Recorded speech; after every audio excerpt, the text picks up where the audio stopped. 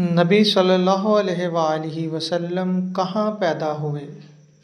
Medina, मक्का, Taif, शाम।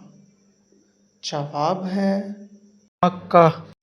नबी सल्लल्लाहु अलैहि वसल्लम के वालिद का नाम अब्दुल्ला, अबू तालिब, अब्दुल मुत्तलिब, हमज़ा।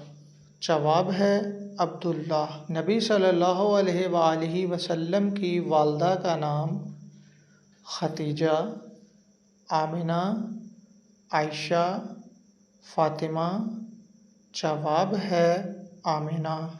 पहली वही कहाँ नाज़िल हुई? गारे सौर, मदीना, गारे हिरा, बदर। जवाब है गारे हिरा। पहली वही कौन सी थी? अल्लाहु अकबर, इकरा, सुबहानल्लाह, अल्हम्द। जवाब है इकरा।